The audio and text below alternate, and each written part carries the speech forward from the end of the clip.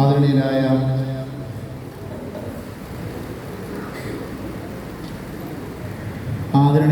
വൈദിക ശ്രേഷ്ഠരെ, കർത്താവിൽ അനുഗ്രഹീതരെ,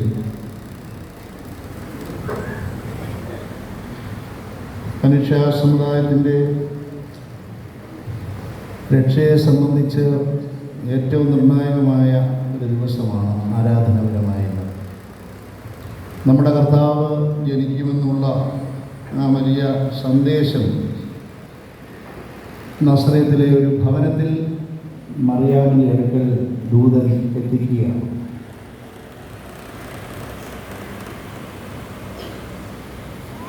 ഇത് വലിയ ഒരു പെരുന്നാളായി തന്നെ നമ്മുടെ ആരാധനയിൽ നാം കൊണ്ടാടുന്നു. അതുകൊണ്ട് മാർച്ച് മാസം 25-ാം തീയതി വചനം പെരുന്നാളായി പ്രത്യേകം ആഘോഷിക്കും. കർത്താവിൻ്റെ തിരുജനനത്തിന് മുമ്പുള്ള പ്രത്യേകമായ വേദഭാഗങ്ങളിൽ ഈ ഭാഗം വിശുദ്ധ ലൂക്കോസിൻ്റെ സുവിശേഷം 1-ാം അധ്യായം 26 മുതൽ 38 വരെയുള്ള വേദഭാഗങ്ങൾ വീണ്ടും ഉൾപ്പെടുത്തിയിരിക്കുന്നതാണ് ഇന്ന് എവങ്കേലിയൻ ഭാഗമായി ക്രമീകരിച്ചിരിക്കുന്നത്. എലിസബത്ത് ഗർഭിണിയായതിൻ്റെ 6-ാം മാസത്തിൽ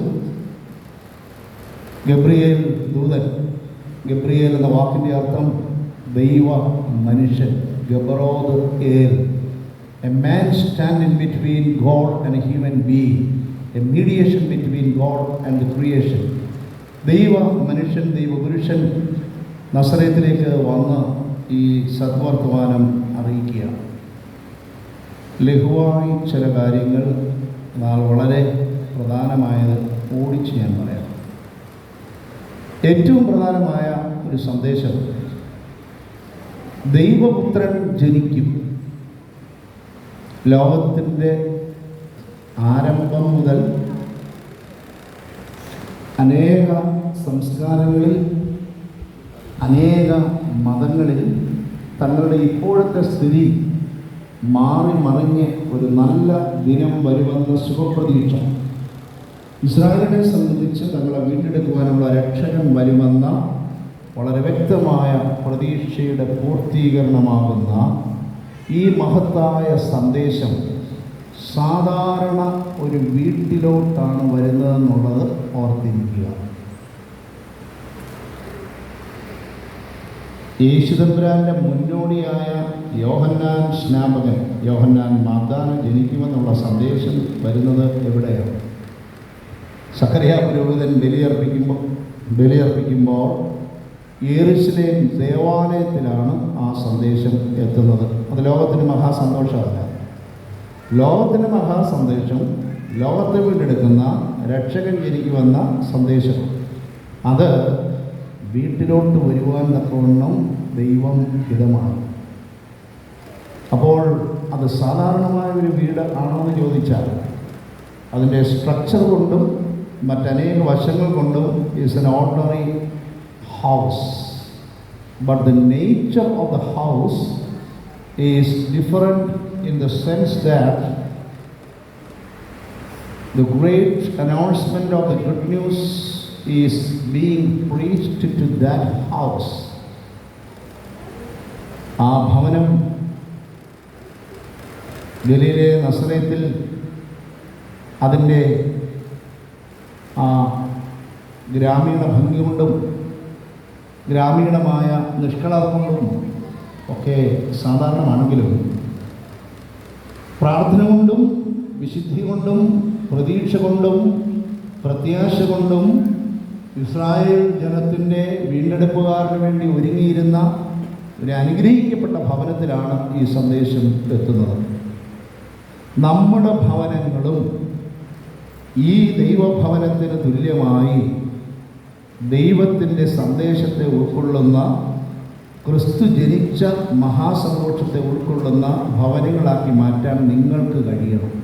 വീടുള്ളവർ, വീടില്ലാത്തവരും വീടിനെക്കുറിച്ച് ചിന്തിക്കുമ്പോൾ നമ്മുടെ ജീവിതത്തിൻ്റെ പല അനുഭവങ്ങളും പങ്കിടുന്ന ഇടമായിട്ടാണ് ഈ ഭവനത്തെ വിഭാവനം ചെയ്യുന്നതെങ്കിലും ഇങ്ങനെ വളരെ അത്യപൂർവമായ ദിവ്യമായ ഒരു ഇടപെടൽ കൂടെ നടത്തുന്ന ഒരു സ്ഥലമായി ഭവനത്തെ മാറ്റണമെങ്കിൽ ബോധപൂർവം നല്ല ബോധപൂർവം അതിൽ വസിക്കുന്നവർ, വീട്ടിലുള്ളവർ അതിനെ ശ്രദ്ധിച്ച് അതിനായി ഒരുക്കാതെ യാദൃശ്ചികമായി കാഷ്വലി നാച്ചുറലി ഈ സന്ദേശം ഉണ്ടാകുന്നില്ല.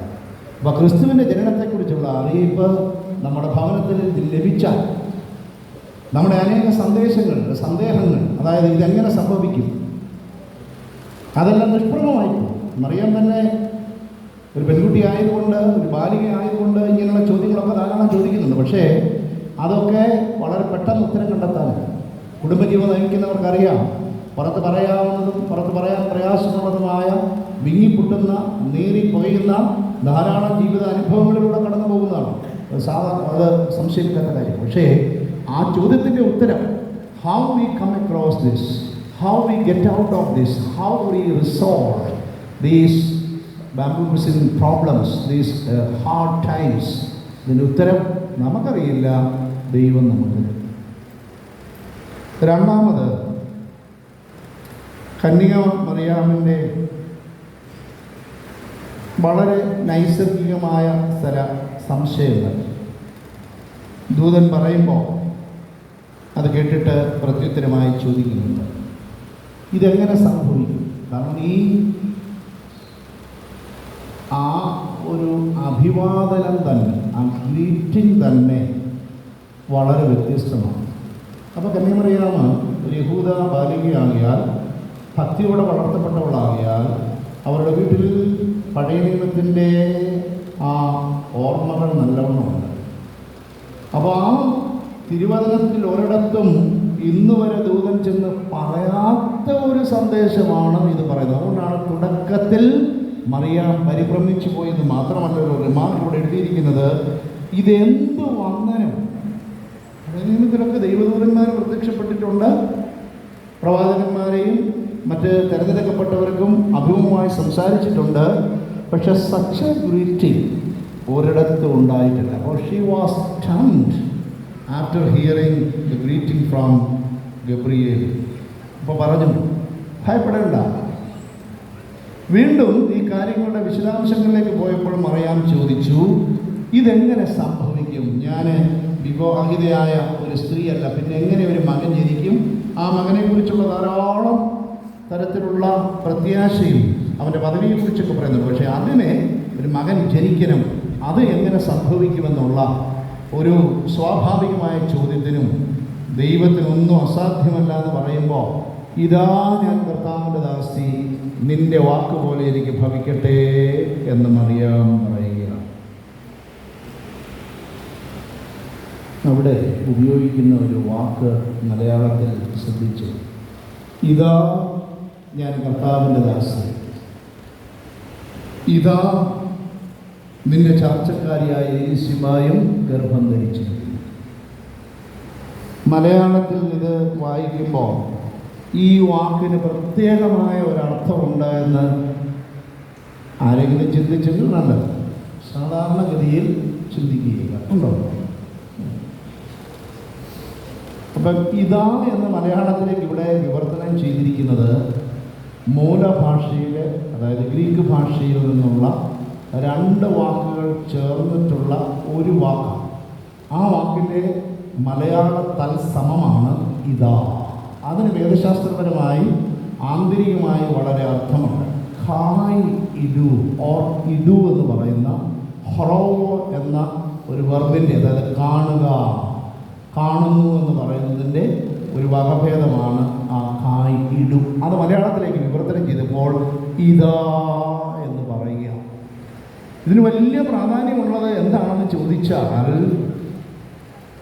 മാതാപിതാക്കളോടോ സഹോദരങ്ങളോടോ സഹോദരികളോടോ, അതായത് ചർച്ചയിൽപ്പെട്ടവരോടോ അയൽക്കാരോടോ ആരോടും ആലോചിക്കാതെ ദൈവദൂതൻ്റെ നേരിട്ടുള്ള ഇടപെടലിന് മറുപടിയായി മറിയാം പറയുകയാണ് ഇതാ എന്ന് പറഞ്ഞ് സമ്മതിക്കുക. The immediate response of Mary to the divine annunciation of the angel Gabriel. ഇതിന് അപാരമായ ദൈവകൃപ വേണം. അതുകൊണ്ടാണ് പഴയ നിയമകാലത്തെയും പുതിയ നിയമകാലത്തെയും വേർതിരിക്കുന്ന, ആ തരത്തിൽ ചിന്തിച്ചാൽ വേർതിരിക്കുന്ന ആദ്യത്തെ വാക്ക് കൃപ എന്നുള്ളതാണ്. ഭയപ്പെടേണ്ട എന്ന് പറയുന്നതിന് മുമ്പ് തന്നെ കൃപ ലഭിച്ചവിടെ നിനക്ക് സമാധാനമെന്ന് പറയുക. കൃപയുടെ വ്യാപാരത്തിൻ്റെ അതുല്യമായൊരു മേഖല ഇപ്പോൾ തുറക്കപ്പെട്ടു. കർത്താവിൻ്റെ വരവിന് മുമ്പ് തന്നെ തുറക്കപ്പെട്ടു. So there is a clear demarcation between the Old Testament times and the New Testament times, which is marked by the incarnation of our Lord Jesus. അപ്പോൾ ഇതാ ഞാനെന്ന് പറഞ്ഞാൽ അതിൻ്റെ അർത്ഥം, ഇതുപോലെ ഒരു ദൈവികമായ ഒരു അരുളപ്പാട് നമുക്ക് ലഭിച്ചാൽ, ദൈവികമായ ഒരു ഡയറക്ഷൻ ലഭിച്ചാൽ, പരിചിന്തനം കൂടാതെ അത് സ്വീകരിക്കാൻ തയ്യാറുള്ള ആരെങ്കിലും ഇപ്പോൾ എൻ്റെ മുമ്പിൽ ഉണ്ടോ?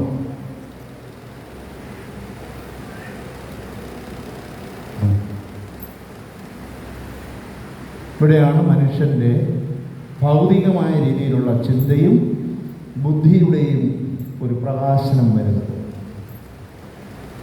വിവാഹ നിശ്ചയം കഴിക്കുന്ന ഒരു പെണ്ണിനോടെ സ്വർഗത്തിൽ നിന്നൊരു ദൂതൻ, അപ്പോൾ അപ്പൻ ചോദിക്കും അതെങ്ങനെ ഇരിക്കുമെന്ന് ചോദിച്ചാൽ അന്നേരം വിളിച്ചാൽ വരുമായിരിക്കുമോ? ഇല്ല. ഒരാൾ വന്ന് പറഞ്ഞു അതുകൊണ്ട് എനിക്ക് വിവാഹം വേണ്ട. അയ്യോ, ഇത്ര നേരം പറഞ്ഞപ്പോൾ മനസ്സിലായില്ലായിരുന്നില്ലയോ? ഒരു 10 ചെറുപ്പക്കാർ ഇവിടെ ഉള്ളവരും ഒരു 10 ചെറുപ്പക്കാരികളും നമ്മുടെ തൊട്ടടുത്ത് ധാരാളം കാര്യങ്ങൾ നമ്മളുമായി സ്നേഹബന്ധമുണ്ട്. പണ്ട് പുരാതന കാലത്ത് ഇന്ന ആളുകൾ അവിടെ പോയിരുന്നു, ഇന്ന സ്ഥാപനങ്ങളൊക്കെ അവിടെ തുടങ്ങി, അതിൻ്റെ ആയിട്ടുള്ള ബന്ധത്തിൽ ഞങ്ങളതിൻ്റെ പ്രയോജകരാണെന്നൊക്കെ പറയുന്ന ഒരു കാര്യം ചെയ്യും. സെൻറ്റ് ബേസിൽ ഡയറായിലോട്ട് ഒരു 10 പേരൊന്ന് ചേർന്ന്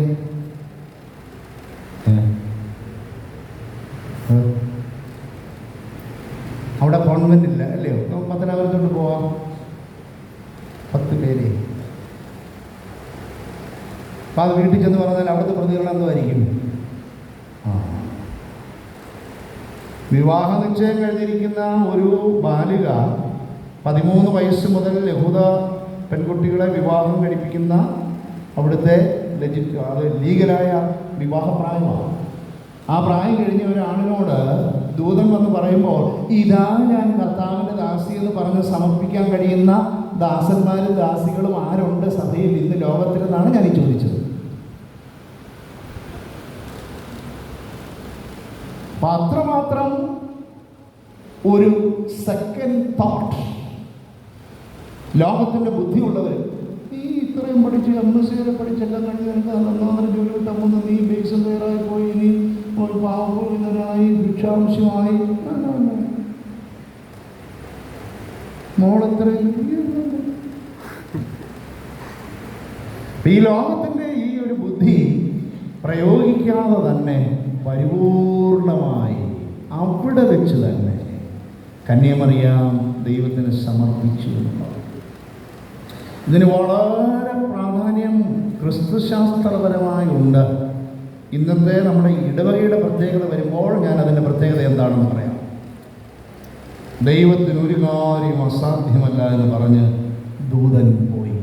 അങ്ങനെ കന്യാമറിയാം ലോകത്തിൻ്റെ ബുദ്ധിയും ശക്തിയും ദൈവവചനത്തിൻ്റെ ഉൾക്കൊള്ളുന്നതിലേക്ക് പ്രയോഗിക്കാതെ നിർമ്മല ഗർഭത്തിൽ നിർമ്മലമായ സുവിശേഷം സത്യവചനം സ്വീകരിച്ച് വചനം ജഡമായി തീരുവാൻ കാരണമായി തീർന്നു. അതുകൊണ്ട് കന്യാമറിയാമിനെ കുറിച്ചുള്ള അവദാനങ്ങൾ ഇന്ന് പ്രഭാതത്തിലെ പ്രമേയസഭരായി കൂടുതൽ പറയുന്നുണ്ട്. കാരണം മനുഷ്യവർഗത്തിൽ ആരും ചെയ്യുകയില്ല. എത്ര തരത്തിലുള്ള ഉറപ്പ് കൊടുത്താലും ഒരാളിനെ ഈ വഴിക്കൂടെ കിട്ടുകയില്ല. ഇവിടെ അങ്ങനെ വലിയ ഉറപ്പൊന്നുമില്ല. ഇപ്പോൾ അപ്രത്യക്ഷമാണ്. എന്ത് സോളിഡ് പ്രൂഫാണുള്ളത്. അപ്പോൾ അത്രമാത്രം ദൈവകൃപയുടെ ഒരു വിളനിലമായി കന്യാമറിയാൻ മാറുവാൻ സാധിച്ചു. ദൈവത്തിൻ്റെ അപാരമായ കൃപയ്ക്ക് മുമ്പിൽ മനുഷ്യവർഗം മുഴുവൻ നമ്രശിരസ്കരാകുകയും ദൈവത്തെ നമുക്ക് മഹത്വപ്പെടുത്തുകയും ചെയ്യാം. നമ്മുടെ നന്മ കൊണ്ടല്ല, ദൈവത്തിൻ്റെ കൃപയാലും കരുണയാലും ദൈവം ലോകത്തെ സ്നേഹിച്ച് സ്നേഹത്തിൻ്റെ ആധിക്യത്താൽ അവൻ ഇന്ന് മനുഷ്യരായി തീരുവാൻ ഇതാ തിരിഹിതമാക്കുക. നമ്മുടെ ഇടവകയെ സംബന്ധിച്ചും ഇന്ന് വളരെ പ്രാധാന്യമുള്ള ഒരു ദിവസമാണ്. 1912 ഏപ്രിൽ മാസം 6-ാം തീയതി അനുഗ്രഹീതമായ ഈ ഗ്രാമത്തിൽ ഈ ഇടവകയിൽ ജനിച്ച് 1998 നവംബർ മാസം 18-ാം തീയതി ദൈവസന്നിധിയിലേക്ക് വിശ്രമത്തിലേക്ക് പോയ മന്നി ആചാര്യശ്രേഷ്ഠനായ ഡോക്ടർ V.C. സാമുവൽ അച്ഛൻ്റെ അനുസ്മരണ ദിനം കൂടെയാണ് ഈ ഇടവക എന്ന് പ്രത്യേകമായി കുർബാനയും ഓർമ്മയും അർപ്പിച്ച് നിർവഹിക്കുന്നു. കന്യകമറിയാം വചനം കാലവിളംബം കൂടാതെ ദൈവത്തിൻ്റെ അരുളപ്പാട് ലഭിച്ച ആ നിമിഷത്തിൽ തന്നെ സ്വീകരിച്ച് ദൈവപുത്രനായതുകൊണ്ട് അത് യേശുവെന്നല്ല ദൈവത്തിൻ്റെ പുത്രൻ, ആ ദൈവത്തിൻ്റെ പുത്രനെ പ്രസവിച്ചവൾ ദൈവത്തിൻ്റെ അമ്മ, അതായത് തെയോട്ടോക്കോസ് എന്ന എൽദാസ് ആലോഹോ. സമയബന്ധിതമാണെങ്കിൽ അവിടെ മനുഷ്യൻ്റെ ചരിത്രത്തിൻ്റെ ഒക്കെ ഏജൻസി അവിടെ വരും. ഇവിടെ അവൾ ഗർഭം ധരിച്ചത് ആരെയെന്ന് ചോദിച്ചാൽ യേശുവെന്ന് പേര് അവനെ വിളിക്കണമെന്ന അത്യുന്നതൻ്റെ നിഴലിൽ പരിശുദ്ധാത്മാവ് നിന്നിൽ വരും. അത്യുന്നതൻ്റെ നിഴൽ നിന്നിലുണ്ടാവും. അതുകൊണ്ട് നിന്നിൽ നിന്ന് ജനിക്കുന്നവൻ ദൈവപുത്രനാണ്. അപ്പോൾ ദൈവപുത്രനെ ഉൾക്കൊള്ളാൻ കഴിഞ്ഞത് സമയത്തിൻ്റെ ആ ഒരു ഇടയിൽ മറ്റൊന്നും തരത്തിലുള്ള യാതൊന്നും അതിലേക്ക് കടക്കാതെ തന്നെയാണ്. അപ്പോൾ യേശു തമ്പുരാൻ ആരാകുന്നുവെന്നൊരു ചോദ്യം ചരിത്രത്തിൽ ഉന്നയിക്കും. ഈ ചോദ്യത്തിന് ചിന്താശേഷിയുള്ളവരെല്ലാം പലതരത്തിലുള്ള അഭിപ്രായങ്ങൾ പറഞ്ഞു. സഭാപിതാക്കന്മാർ അത് ഒന്നിച്ചു ചേരുന്നതിനേക്കാൾ കൂടുതൽ അത് ഭിന്നതയിലേക്ക് നീങ്ങി. അങ്ങനെ വിഭിന്നമായ ഒരു ക്രിസ്തീയ സമുദായത്തിൽ തൻ്റേതായ നിസ്തുലമായ ഒരു സംഭാവന നൽകിയ യശശരീരനായ മഹത് വ്യക്തിയാണ് ഡോക്ടർ V.C. സാമുവൽ അച്ഛൻ എന്ന് നാം ഓർക്കണം. 3 കാര്യം പെട്ടെന്ന് പറഞ്ഞ് എൻ്റെ അനുസ്മരണം ഞാൻ അവസാനിപ്പിക്കാം. 1, ആ വ്യക്തിത്വത്തെക്കുറിച്ചും ഒരു വാക്ക് പറയേണ്ടത് ഇത്തരണത്തിൽ ആവശ്യമാണല്ലോ. ഈ ഗ്രാമത്തിൽ, ഈ ഇടവകയിൽ ജനിച്ച് വളർന്ന നല്ല കുലീനനായ, നല്ല ലാളിത്യമുള്ള, വിനയാന്വിതനായ, എന്നാൽ തുല്യം വെക്കാൻ കഴിയാത്ത പാണ്ഡിത്യത്തിൻ്റെ കേദാരം കൂടെയായിരുന്നു ആ വ്യക്തിത്വം എന്ന് നാം തിരിച്ചറിയേണ്ടത്. അച്ഛൻ ജനിച്ച് വളർന്ന ആ കാലഘട്ടത്തിൽ പത്തനംതിട്ട ജില്ലയിൽ ഇന്നുള്ളതിനേക്കാൾ ഗ്രാമഭംഗി, കേരളത്തിലുള്ളതിൽ ഏറ്റവും പ്രകൃതി രമണീയമായ, നമ്മുടെ ഹൃദയത്തെ ആശ്വസിപ്പിക്കുന്ന, അധികം വായു മലിനീകരണവും മറ്റ് മലിനീകരണവും ഇല്ലാത്ത എന്ന് വിവക്ഷിക്കപ്പെടുന്ന ഒരു ജില്ലയായി നിലകൊള്ളുമ്പോൾ അന്ന് ഇതിനേക്കാൾ നല്ല ഹരിതാഭ ഭംഗിയുള്ള നല്ല ശ്രേഷ്ഠമായ ഒരു പാർപ്പിട ഒരിടമായിരുന്നു ഇവിടെ.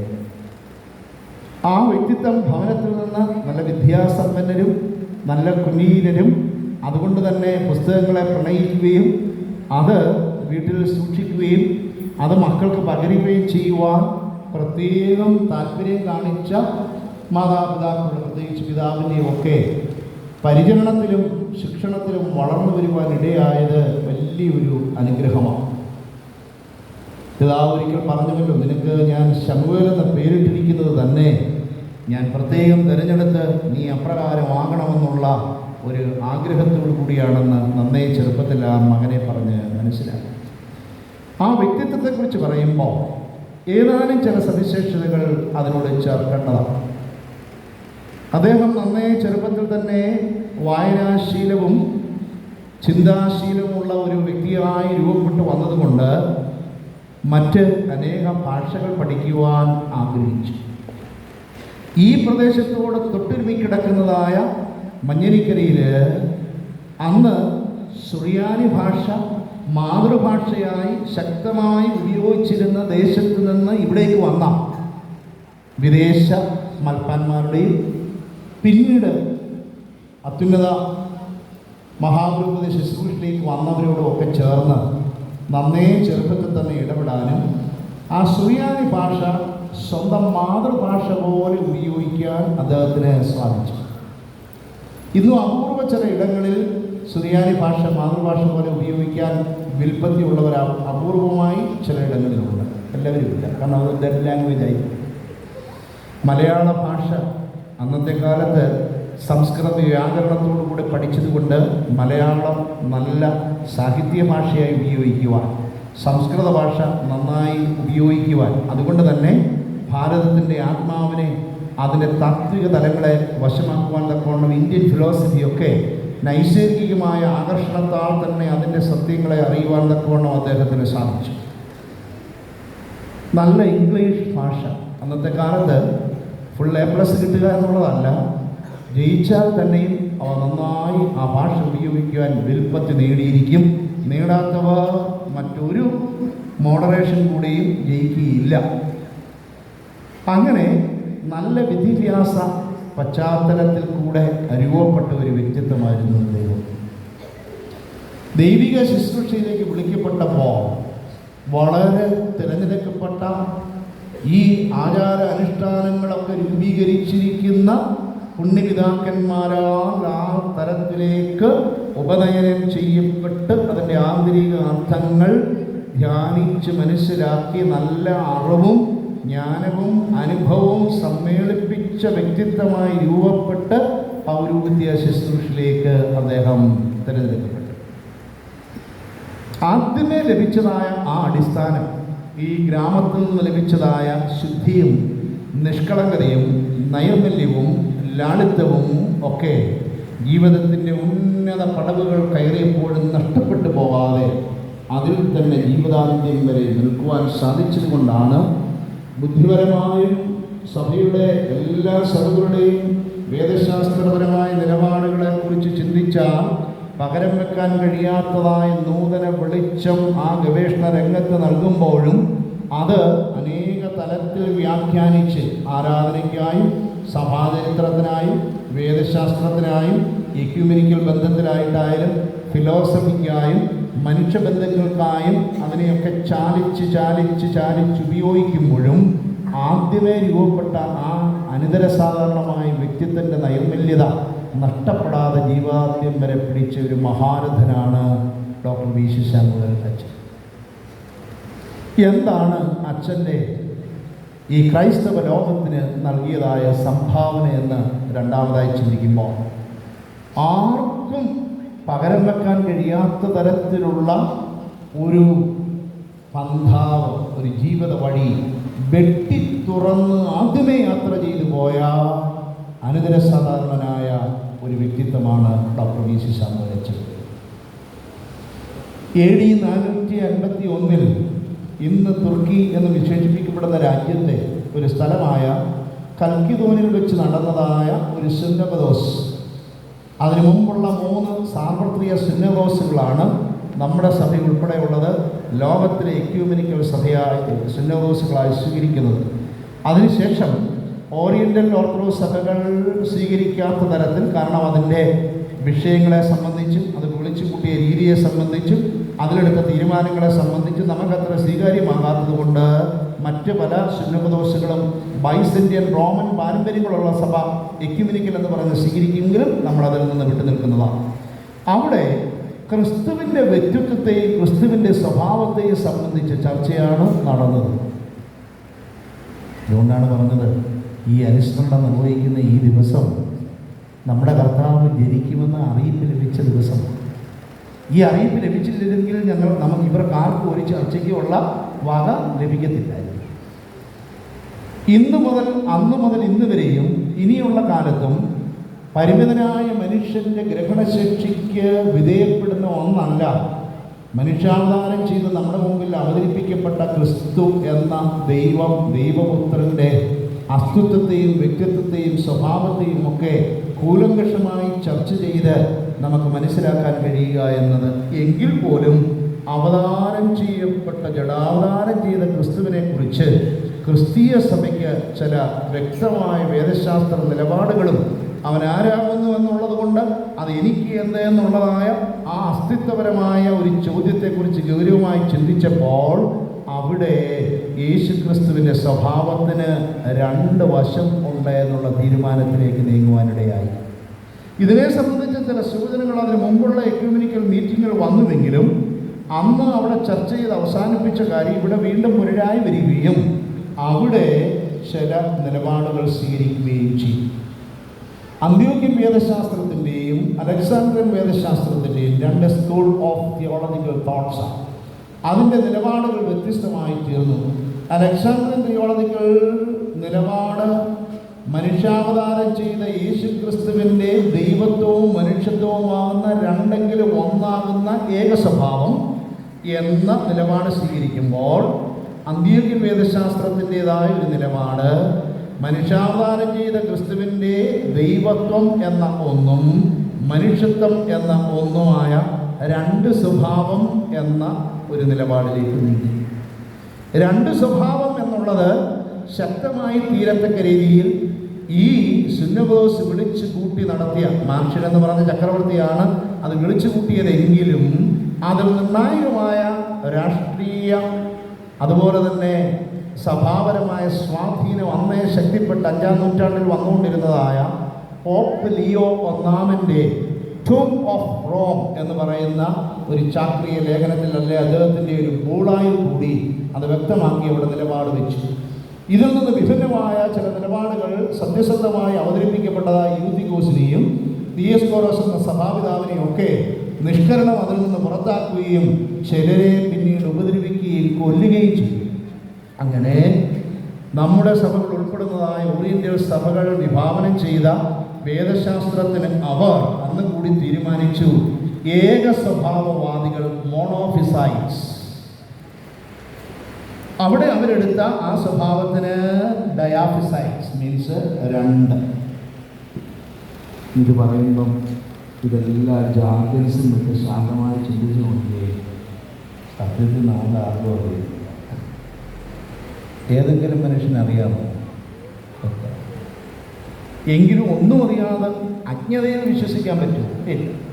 വെളിവായി ലഭിച്ചതിൻ്റെ അടിസ്ഥാനത്തിൽ ബുദ്ധിയോട് ചേർന്ന് നമുക്ക് ഈ ബുദ്ധി തന്നതും ദൈവമാകുന്നുവെന്ന വേദശാസ്ത്രത്തിൻ്റെ ഫൗണ്ടേഷണൽ ബേസിസിലാണ് ഇതെല്ലാം ചെയ്തത്. അങ്ങനെ റോമാസഭയും ഗ്രീക്ക് സഭകളും റഷ്യൻ സഭകളും ബൈസന്റിയൻ സഭകളെന്ന് പറയുന്ന പാശ്ചാത്യ സഭയെന്ന് പൊതുവെ നമ്മൾ വിളിക്കുന്ന ഒരു വലിയ വിഭാഗം ക്രിസ്തീയ സഭകൾ വേറിട്ടും അതിൽ നിന്ന് പൗരസ്ത്യമായ പ്രത്യേകിച്ച് ഓറിയന്റൽ ഓർത്തഡോക്സ് സഭകൾ വേറിട്ടും നിന്നും.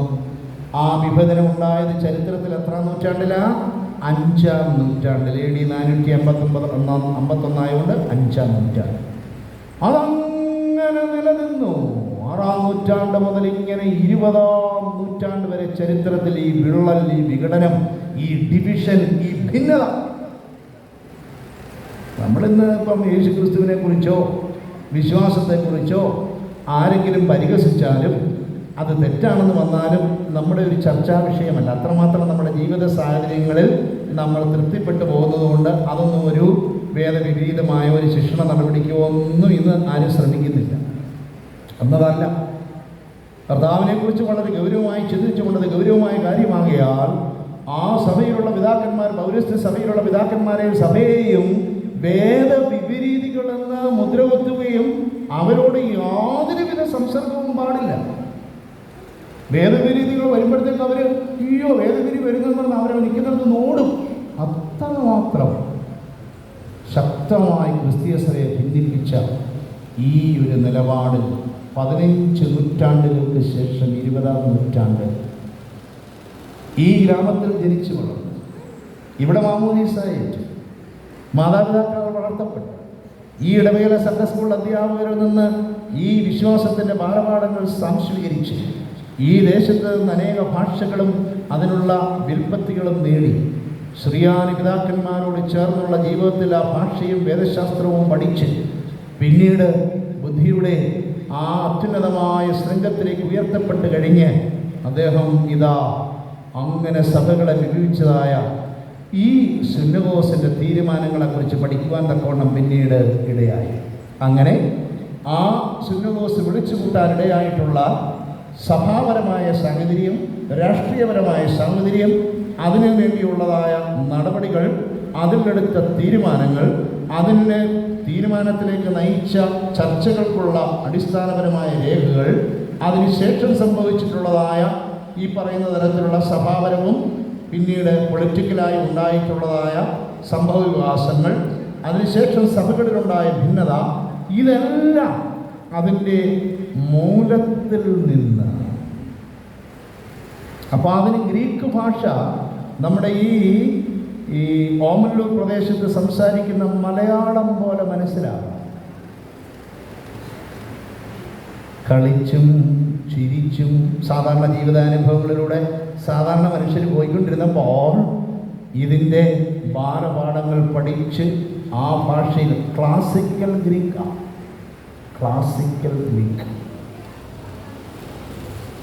ആ ഭാഷ പഠിച്ച് ആ രേഖകൾ, ആ തീരുമാനങ്ങൾ ആദ്യമായി ആ അവ്യക്തതയുടെയും അനിശ്ചിതത്വത്തിൻ്റെയും പൊടിപടലങ്ങളും കാർമേഘങ്ങളും തട്ടി നീക്കി ദൈവദത്തമായി ലഭിച്ചതായ ആ അത്യുന്നതമായ മനുഷ്യയെ ഉപയോഗിച്ച് നല്ല സത്യത്തിൻ്റെ നിർമ്മല വെളിച്ചം അതിലേക്ക് വീശി തയ്യാറാക്കിയപ്പോൾ കൗൺസിൽ ഓഫ് കാൽസിഡോൺ എന്നതിൻ്റെ ഒരു രൂപം ലോക ചരിത്രത്തിൽ വെളിവായി വന്നു. അങ്ങനെ ദ കൗൺസിൽ ഓഫ് കാൽസിഡോൺ റീഎക്സാമിൻഡ്, പുനഃപരിശോധിക്കപ്പെട്ടു. അദ്ദേഹം പുനഃപരിശോധിച്ചു. 15 വർഷമായി ക്രിസ്തീയ സഭകൾ ഉണ്ടെന്ന് മാത്രം അറിയാവുന്ന ഞങ്ങളുടെ മുൻഗാമികളായിരുന്ന പിതാക്കന്മാർ, ആ പാശ്ചാത്യ സഭയെ നയിച്ച പിതാക്കന്മാർ, നമ്മൾ വേദവിപരീതികളാണെന്നും ബന്ധം കൂടാൻ സാധിക്കത്തില്ലെന്നും ദൃഷ്ടിയിൽപ്പെട്ടു പോകാൻ പോലും പാടില്ല എന്നും വിചാരിച്ച് അനാഥിമ വേദവിപരീതികളെന്ന് പറഞ്ഞ് ഒളിച്ചോടിയ ആളുകളെ തമ്മിൽ യോജിപ്പിക്കുവാൻ ഈ ഗവേഷണത്തിൻ്റെ വെളിച്ചം മൂലം സാധിച്ചു. അങ്ങനെ ചരിത്രത്തിൽ ഇടം കേടിയ അപൂർവ വ്യക്തികളിലൊരാളാണ് നമ്മുടെ അഭിമാനഭാജനമായ ഈ ഇടവാംഗമായ ഡോക്ടർ DC ശാമുവൽ അച്ഛൻ. ഇത് പറയുമ്പോൾ ഞാനൊരു കാര്യം കൂടെ പറയട്ടെ.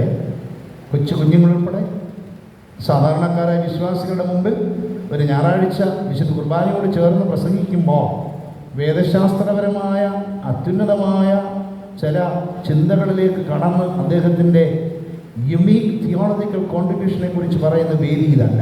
അതിനുള്ള ചർച്ചകൾ, സെമിനാറുകൾ നടന്നിട്ടുണ്ട്, അതിനുള്ള പബ്ലിക്കേഷൻസ് ഉണ്ടായിട്ടുണ്ട്, അതിനുള്ളതായ പഠനങ്ങൾ തുടരുന്നുണ്ട്.